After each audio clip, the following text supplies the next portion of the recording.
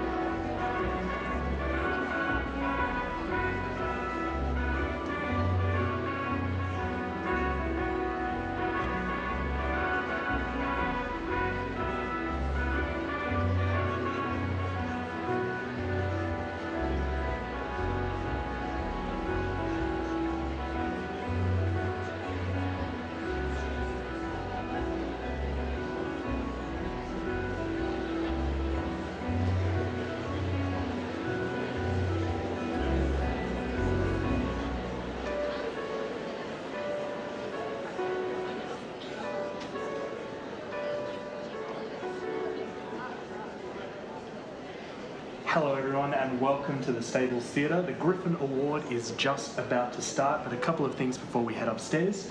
Our facilities are just over here on the left. If you have a drink, you'll need to pop it in a plastic cup before heading upstairs into the theatre. You can grab those here at the bar or over at the bottom of the stairs. And just the last thing, thank you so much everyone for coming and supporting Australian writing. We're so thrilled to have you here.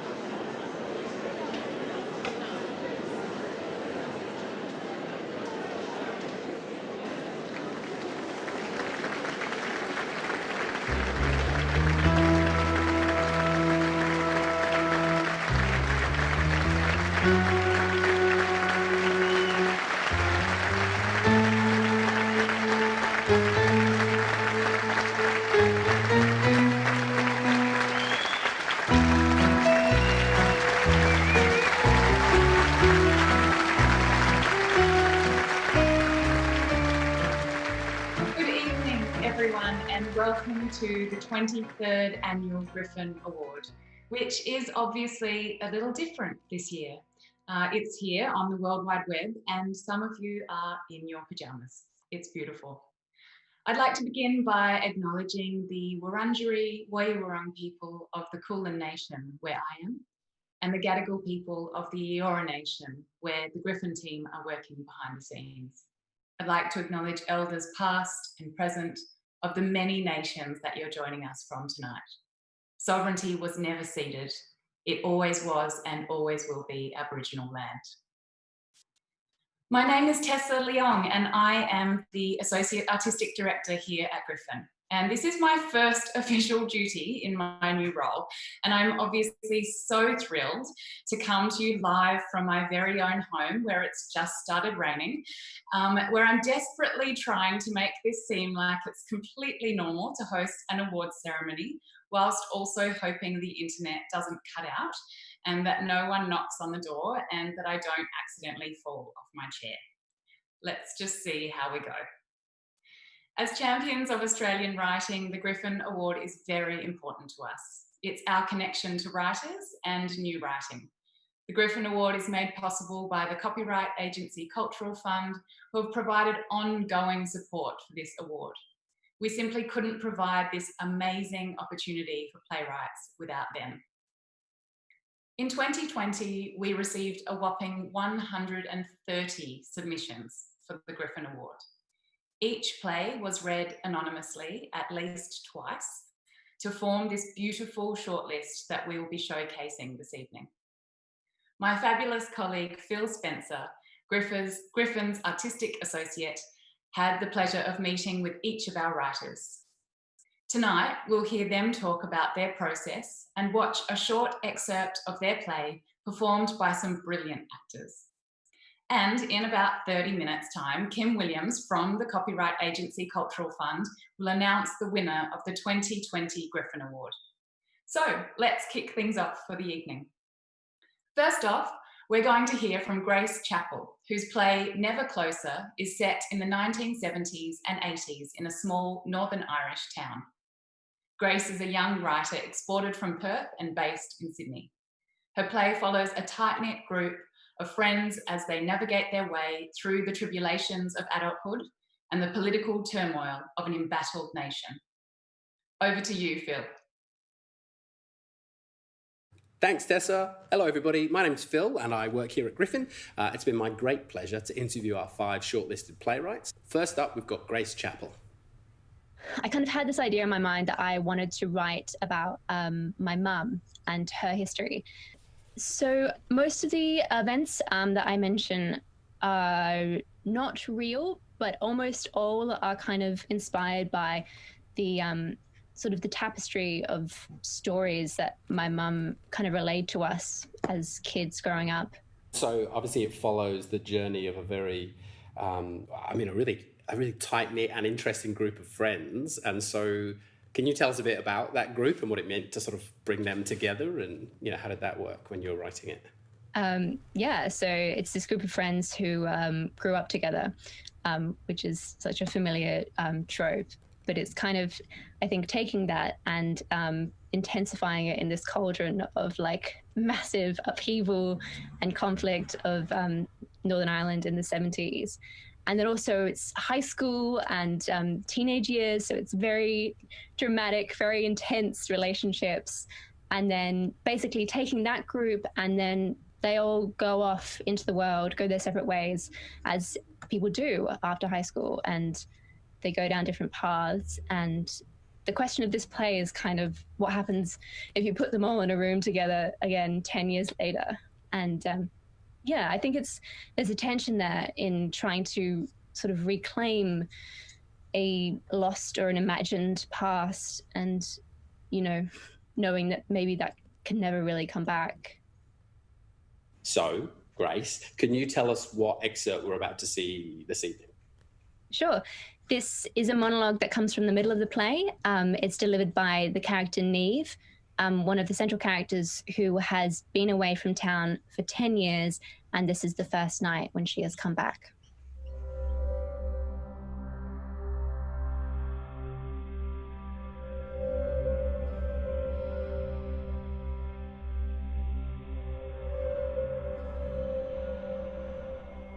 Do you know, I was thinking about that just now, when we were talking ghost stories. I wasn't planning, I hadn't meant to come over just yet, but something, I don't know, brought us here. Okay, so we're driving along Millbrook Road to Mom's, which isn't even the normal route I would take, but the near way was closed. And we're driving along by the school there, and it's quite a dark road, so you can't see too well, as I'm sure you know. And neither of us see anything. Until all of a sudden, there's someone standing in the road right ahead of us. Harry slams on the brakes, and honest to God, I thought we hit them because they're just gone. We're out of the car looking around everywhere. Jesus, even looking under the wheels. But they vanished as quick as they appeared.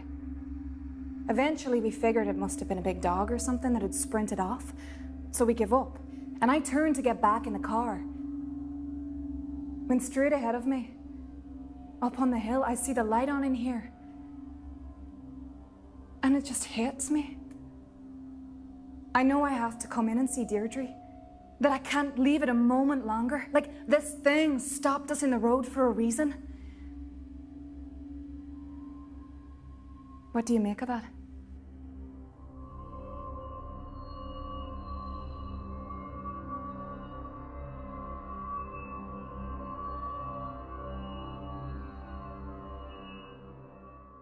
Daley Rangi is a Perth-based writer and theatre maker.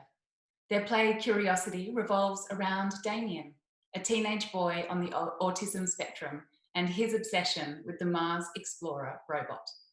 Damien is struggling with his dad, with making friends, and with the traditional educational environment he seems trapped in. Then he develops a surprising and fraught friendship with his high school teacher, Phoebe. You've talked about the play coming from a place of personal experience, but also that you've kind of put this, I don't want to say sci-fi, but there's this kind of element of kind of magical realism to it, I suppose. Yeah. What do you hope, if an audience comes to see this play, what are your hopes that they might take away from it, or the conversations it might start? I mean, I think it's always interesting to kind of look at, the politics of writing pieces like this that are quite, social justice advocacy. Like I'm actually trying to make a point in having characters with disability and talking about disability and very kind of realistic, truthful, disabled stories. And I think for me, it's just a matter of, assuring audiences and other artists that people with disability have really interesting stories to tell. Part of the point of writing Curiosity was to literally provide 3 roles for actors with disability. And, on a very base level, you could go, oh, well, what's the point of just doing that? Why don't you just cast them in another show, and just have disabled actors on stage? And that's extremely important as well. But, I've kind of got to write what I know. And yeah, I'd like there to be just a sense of understanding that we're all a bit different, and sometimes those differences define us, like they have come to define me, but unfortunately that's only because I'm not the one who gets to write the definitions, I'm not the one sitting there going, this is what disability is. It's actually everyone else. So I think for me it's just kind of trying to really connect with the audience and show them that really we humans are all different in our weird, erratic ways, and that's okay, and just to not be afraid of those differences, and just to try and connect with random humans that might come into your life, and just, it's a dark play in parts, and it can be quite gritty, but I think it's also important to not make sure we're making important political statements, but also with a bit of kindness, So, Daley, we're about to see a snippet of a scene from your play, Curiosity. And could you just explain to the audience who are about to see it what exactly we're about to watch? So, Phoebe is just about to ask Damien the kind of big question hanging over the play. Why are you so obsessed with the Curiosity robot?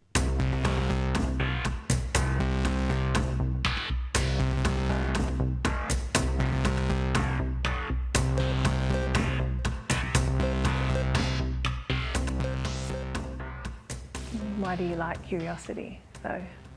Well, it likes to explore and learn, and so do I.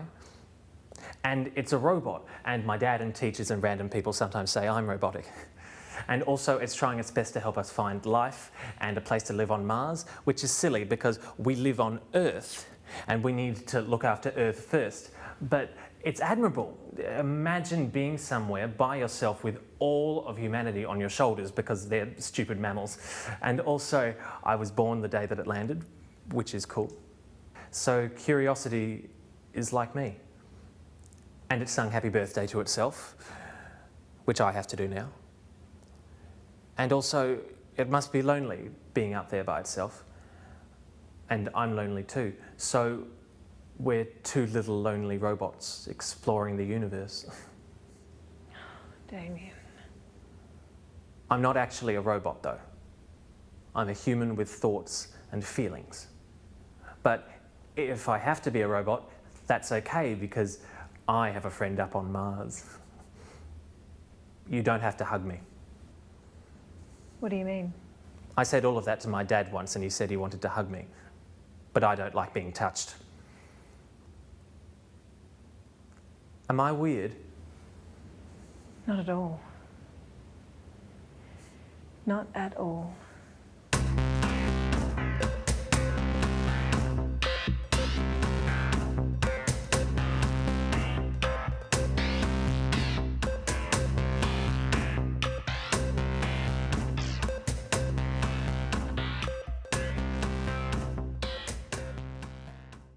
there, Sabrina D'Angelo and Mark Pritchard. Thank you for joining us. This next piece might get the chat going because it has strong language and sexual references. So if you're watching with young people, you might want to ask them to leave the room for the next 4 minutes and 10 seconds. So Griffin audiences might be familiar with the next name.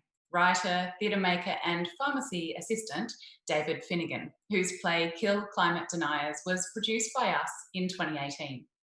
His play 44 Sex Acts in 1 Week is a high-octane rom-com.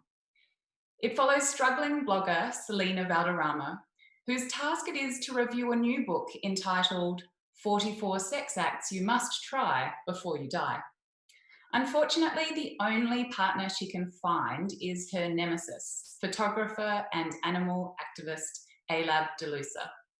Originally Canberra-based, David called Phil from London to tell us a bit more about his play. Popular music and the music, your play is littered with musical references and suggestions for both the director and the actors and the people reading the script. How important is sort of music and pop culture in the sort of work that you write? I mean, look, most of the plays that I write are really kind of like a mixtape almost. They're just, you know, it's a string of songs linked with a bit of plot and setup that basically just gets you to the next track. In this case, was a lot of Michael Bolton. Primarily, no, in fact, entirely Michael Bolton, I think I was listening to in the writing of this. So that good early 90s, very sincere, blue-eyed soul crooner. I guess I'm obsessed with climate change. I'm not sort of, you know, it's one of those things that I don't kind of run towards writing because I feel I'm obliged to or because I feel it's, you know, capital I important. I'm obsessed with it. It's the story of this century. Nothing in the 21st century makes sense except in light of climate change. So it's very hard to write anything that's not suffused with that. And I think every play that's written in the last 20 years can certainly be read through a climate change lens. And this is true of this one. So, you know, I tried to write a straight rom-com and the world leeches in the sides. So, David, we're about to see an extract from 44 Sex Acts in 1 Week. Can you tell us what it is we're about to see? So you're about to see one of the opening scenes, which I think you could probably describe as a sexy TED Talk.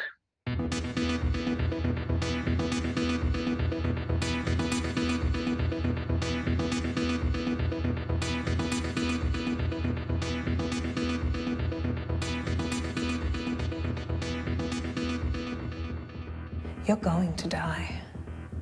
And you don't want to go into that inky black night without having fucked and been fucked in every way it's possible to fuck. The clock of your days is running down. The sand races through the neck of the hourglass and no one can tell you the day or the hour, but it's coming closer. And there is no touching, stroking, teasing, licking, sucking, or grinding in the grave.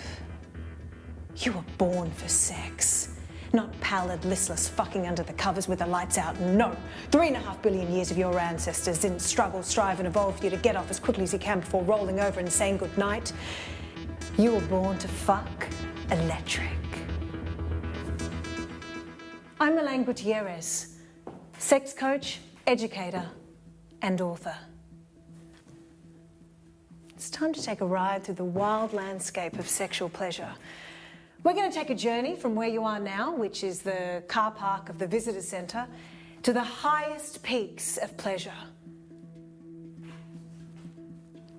On the way, we'll pass through the plains of group sex, over the cliffs of BDSM, and into the jungles of anal. Our destination is somewhere you've never been before. Yourself. Get ready to ride. Let's glow.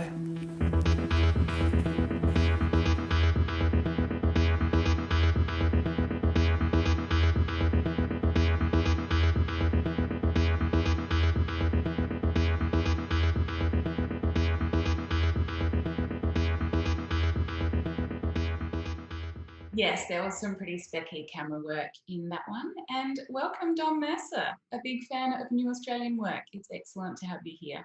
Oh, and you can call the little ones back now. So our fourth shortlisted writer to join Phil was playwright Kezia Warner, who was calling from the UK to talk to us about her play, Luna. The play follows the lives of the world's first genetically edited humans, a pair of non-identical twin sisters named Callie and Naira. The play spans decades of their lives as they navigate family trauma and scientific advancements in a world where the divide between the haves and the have-nots becomes increasingly complex. Obviously, it was the sort of the science that drew you into the idea, but what was it about the idea that you thought would make for good theatre and a good dramatic premise, I suppose? Yeah, so the science was definitely was definitely, as you said, like the inroad, in that the thing about genetic engineering in humans is that we, it really is only a theory. It's, it can seem like a good idea on paper to, take out a cell that causes a certain disease, and but there's actually no practical way of knowing what a knock-on effect that will have. So for me as a playwright, that's a choice being made that has kind of limitless potential outcomes. So that's really interesting dramatically. But I think the thing that I'm really exploring in this play is about the idea that because genetic engineering has to happen in vitro, it happens without the consent of the person that it's happening to. So it's really that idea of consent and having this huge decision made for you that has a profound impact on the rest of your life. And how you come to terms with that or don't. So, Kezia, we're about to see a little snippet of Luna, and could you tell us what scene we're about to watch in the play? Absolutely. So this is about halfway through the play. The twins are in their 30s. They're having dinner, and Callie is pregnant, 12 weeks pregnant, and they're talking about that.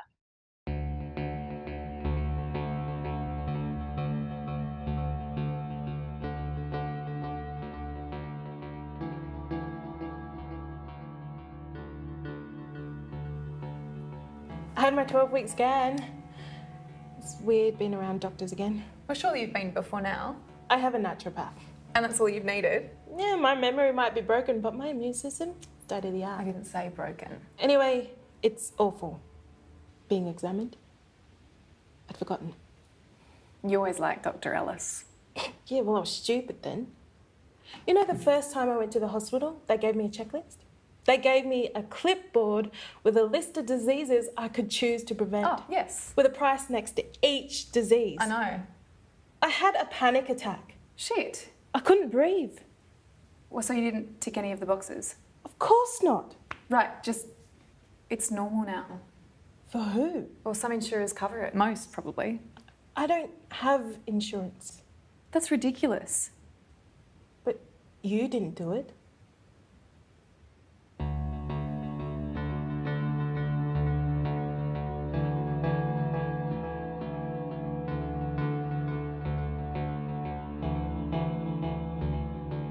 Hello, Lenore Robertson. So excellent to be having the Griffin Awards with you here tonight. So our final shortlisted writer is Dylan Vandenberg, who is an actor, playwright and Palawa man with family connections to the northeast of Tasmania. Dylan's play, Way Back When, is set in an alternate, never colonised version of Tasmania. Set in the bush at night, we meet Tib and Nell. The two women are bickering over firewood when a shadowy stranger, Duncan, appears. Despite reservations, the women invite Duncan to camp with them for the night. They engage in a reenactment of the ousting of settlers from their land, which starts playfully but becomes increasingly violent. Dylan joined Phil from Canberra to tell us a little bit more about the work. I want you to just sort of talk to me a bit about this fictional place that you set it, what that means for the story and sort of why you chose that. The genesis of the play really was, what if Tasmania was never colonised? Or what if it was, but the Indigenous people were able to kind of, expel them from the land?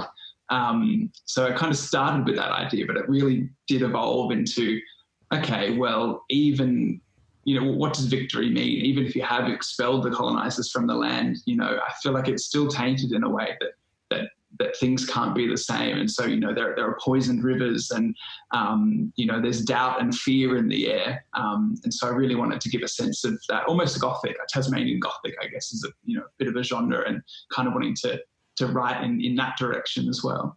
But I guess the other thing I was interested in, this fantasy can't stick in a way. And so the imaginings of this post-colonial space are still tinged with the sadness and the knowledge that it is just a fantasy. It wasn't true.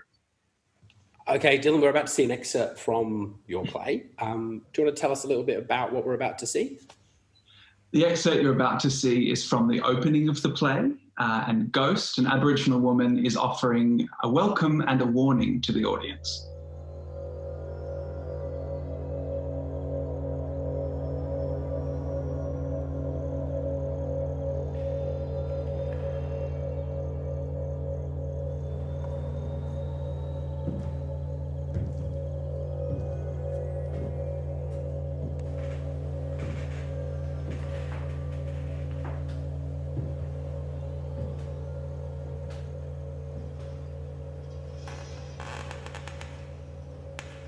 Who's there? Who? A fucking illusion.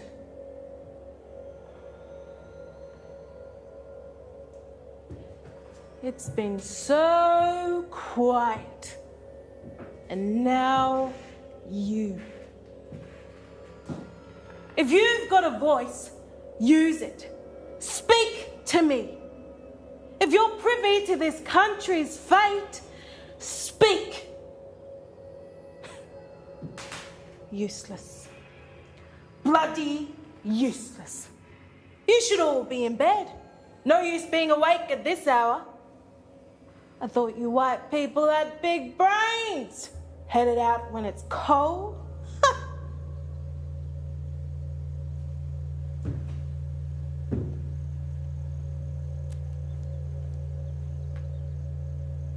Babies come out with big brains.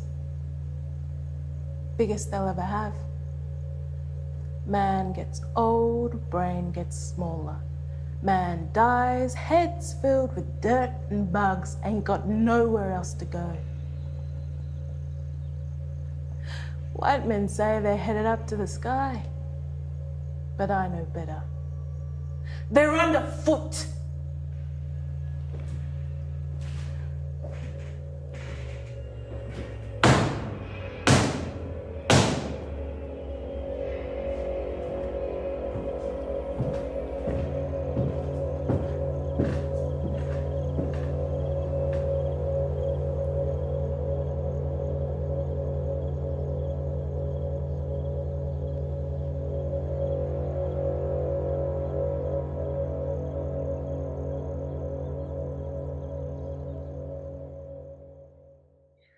So there you have it, the 5 shortlisted plays for the 2020 Griffin Award. A couple of weeks ago, our judging panel met to select the winner. This was playwrights Hilary Bell and Michelle Lee, actor and director Shari Sebens, and Griffin's artistic director, Declan Green. We've got all 5 playwrights standing by, eager to hear the winner. Hi, guys. Now, the moment that you've all been waiting for, over to Kim Williams, Chair of the Board of the Copyright Agency, for the announcement of the winner of the 2020 Griffin Award. Welcome to the SBW Stables Theatre, the home of Australia's Griffin Theatre, a company which performs Australian plays exclusively.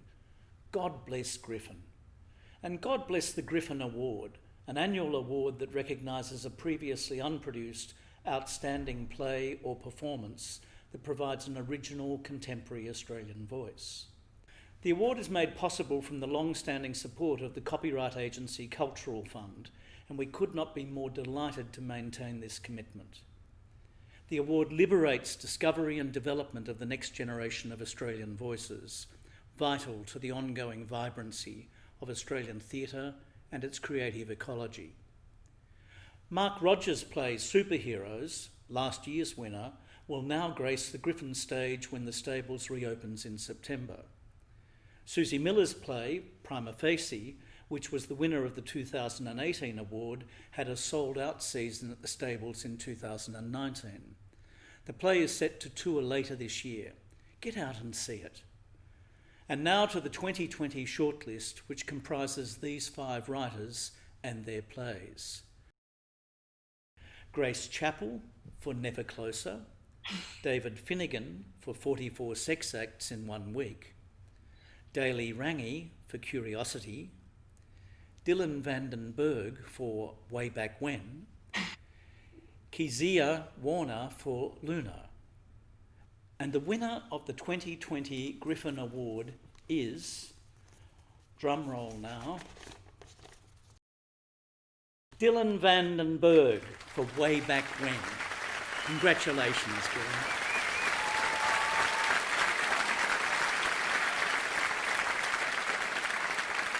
Well, I wish there was some steps to walk up or something. Thank you, Griffin and the copyright agency Cultural Fund for supporting this award, which for so long now has offered important encouragement of new writing. I'm beyond excited and stunned really to receive it, particularly in the company of such brilliant writers, all of whom I admire and whose work I will continue to follow with great interest and enjoyment.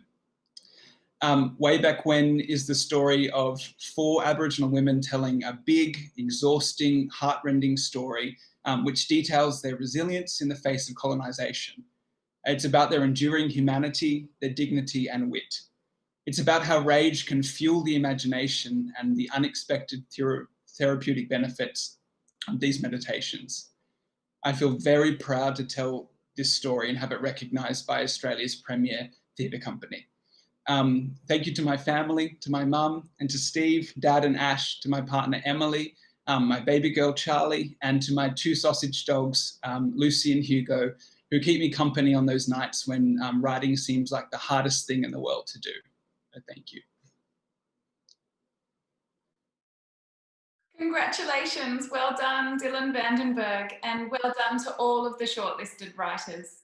Well done to the actors, and well done to everyone at home for tuning in. And well done me. It's been a pleasure to be here with you for this very special edition of the Griffin Award in 2020. We hope to see you at the theatre very soon. Thank you and good night.